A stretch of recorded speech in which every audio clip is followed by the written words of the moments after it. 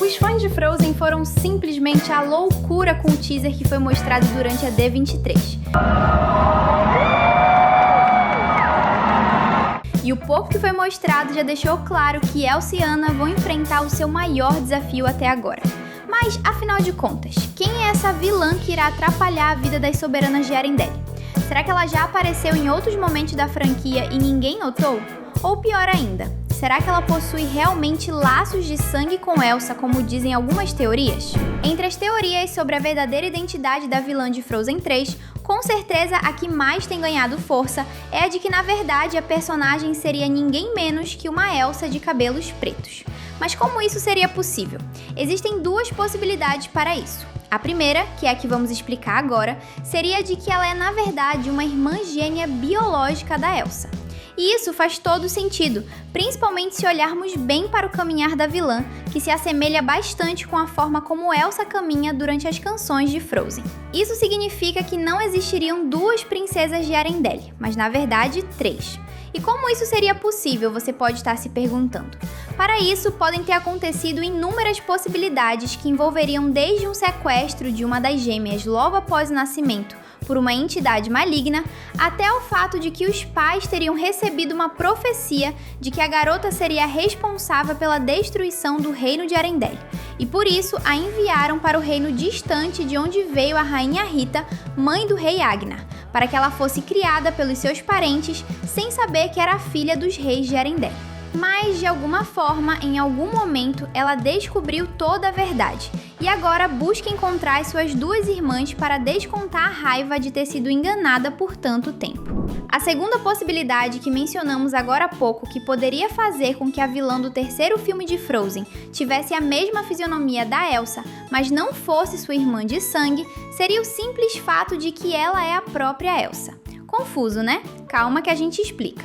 Ela seria, na verdade, parte da essência da antiga rainha de Arendelle, mais ou menos como se fosse a sua essência maligna que se desprendeu do corpo da Elsa no momento do sacrifício da Anna no primeiro filme, e, com o passar do tempo, acabou adquirindo forma e consciência, além de ter herdado os poderes de gelo que ela usa para criar suas borboletas de cristal. Assim, por todo esse tempo, ela estaria à espreita, esperando o momento certo para entrar em cena, que seria exatamente durante o casamento de Anna e Kristoff. E o pior é que isso até faz sentido, principalmente quando olhamos as artes conceituais de Frozen, onde havia o plano de fazer não só com que a Elsa tivesse cabelos pretos em vez de loiro, mas que ela fosse também a vilã da franquia, cargo que seria ocupado exatamente por essa sua contraparte maligna de cabelos pretos que estaria solta no mundo há algum tempo. Seria como se as duas metades da Elsa estivessem separadas, e para derrotar a vilã, a irmã mais velha da rainha Anna precisaria reabsorver esse seu lado maligno novamente, para ela se tornar apenas uma de novo. Outra teoria que faz todo sentido e que pode muito bem ser a ideia usada pela Disney em Frozen 3, seria de que a vilã seria ninguém menos que a mãe verdadeira da Elsa. Mas a mãe das duas irmãs protagonistas, a rainha Iduna, não faleceu no naufrágio junto com seu marido, o rei Agnar? Isso é o que todos nós pensamos. E se na verdade aquele naufrágio não foi acidental, mas sim provocado por alguém que consegue controlar a água de forma que ela fique bem estável e faça navios afundarem, mais ou menos como o espírito da água, o cavalo Nock. Se isso aconteceu, seria mais um resgate da Iduna por parte dos espíritos, já que a rainha tinha sangue Northuldra, do que exatamente um ato de crueldade. Nock pode ter levado a rainha até o Atorhala, onde seu corpo ficou conservado anos pelo gelo e as suas memórias foram apagadas em troca da obtenção de poderes. E por que eles fariam isso? Simples, porque a Iduna seria a real escolhida para ser o quinto espírito. Porém, antes de assumir esse posto, ela se casou e teve uma filha. E isso acabou gerando uma grande confusão que precisará ser solucionada no terceiro filme, como veremos. Falando em espíritos, todos sabemos que a Elsa é o atual quinto espírito, mas isso não quer dizer que ela é a sua primeira representante, não concorda? E se houver uma pessoa que assumiu essa função antes da Elsa, em um passado distante, mas diante das futilidades humanas, acabou se tornando alguém amarga e rancorosa, a tal ponto que se distanciou por décadas ou até mesmo séculos de todos os homens e mulheres, se isolando em sua montanha de gelo.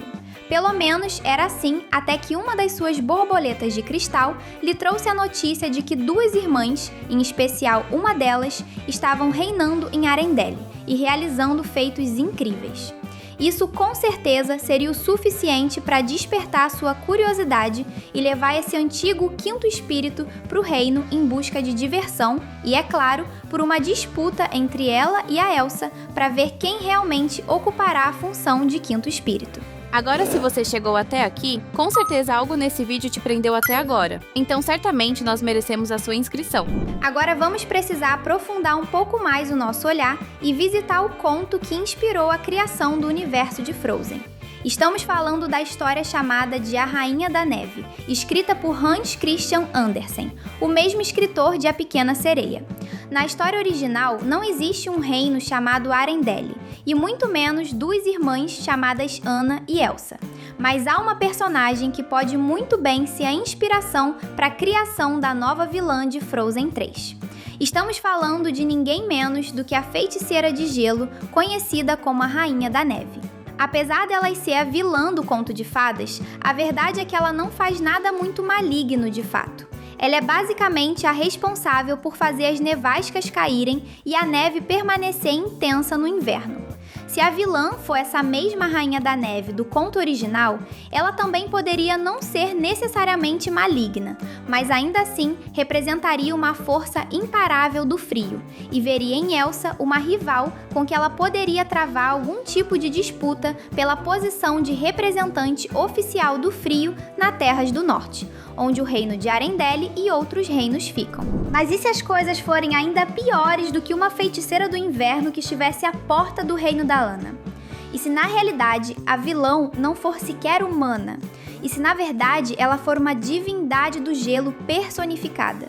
Se isso for verdade, podemos dizer que em uma disputa de poderes, a Elsa, por mais poderosa que seja, não conseguiria vencer, afinal seria uma luta entre um humano e um ser divino. A deusa mais indicada para ocupar essa função, se consideramos que essa teoria pode realmente acontecer, seria exatamente a da deusa nórdica Skadi, que é de quem inclusive pode ter vindo o nome Escandinávia, que é a região exata de onde fica o reino de Arendelle. Detentora de poderes superiores e à frente de um exército de criaturas da neve, como lobos brancos e ursos polares, Skadi apareceria para fazer um convite para Elsa ser a sua serva fiel e deixar Anna e todos os outros para trás. Claro que diante da recusa de uma simples humana, sua ira se acenderia e ela tentaria destruir a tudo e a todos, o que precisaria ser impedido por Elsa, Anna e companhia. No livro oficial de Frozen, chamado Segredos Perigosos, é revelado que a mãe do rei Agnar se chama Rainha Rita e que ela havia vindo de um reino extremamente distante. Por ser infeliz em seu casamento com o rei Hunyard, ela teria pedido ao rei Troll, o Pab, para que suas memórias fossem apagadas. E após isso, ela começou a vagar e acabou retornando para o seu lar original. Por ser um reino distante e termos poucas informações sobre, poderia ser que houvesse um livro de rituais ocultos e magias guardado pelos integrantes da família real, tipo um grimório, que seria capaz de invocar vários feitiços. Após ouvir as notícias de Arendelle, a Rainha Rita pode ter sentido algo diferente e decidiu fazer um ritual de retorno de memória que teria dado muito errado e que, em vez de trazer suas lembranças, a rejuvenesceu e lhe concedeu os poderes de cristais, ao mesmo tempo que corrompeu a sua personalidade a ponto dela passar a odiar Elsa e Anna e ir até lá para prejudicar as duas. Como falamos, a Iduna, que é mãe da Anna e da Elsa, era do povo Northuldra, que por muitos anos, graças ao rei Hunyard, foi inimigo do reino de Arendelle. Porém, em nenhum momento é dito que Iduna era filha única, e se a mãe das soberanas mais amadas da Disney possuísse uma irmã. Mais que isso, e se essa irmã for na verdade alguém que foi banido da tribo por ter se envolvido com artes místicas das trevas, de forma que acabou se tornando a bruxa de cristal que vimos no teaser de Frozen 3. Vivendo isolada no bosque mágico por anos e sem poder liberar todo o seu poder mágico devido à barreira que antes existia, agora com o fim das amarras, ela finalmente se libertou e busca se aproximar da única família que lhe resta, que são Anna e Elsa. Mas não por amor, mas sim por algum motivo bem tenebroso, como por exemplo, absorver os poderes da sobrinha por meio de um ritual maligno, e no processo acabar fazendo a Elsa se tornar uma casca vazia e quase sem vida.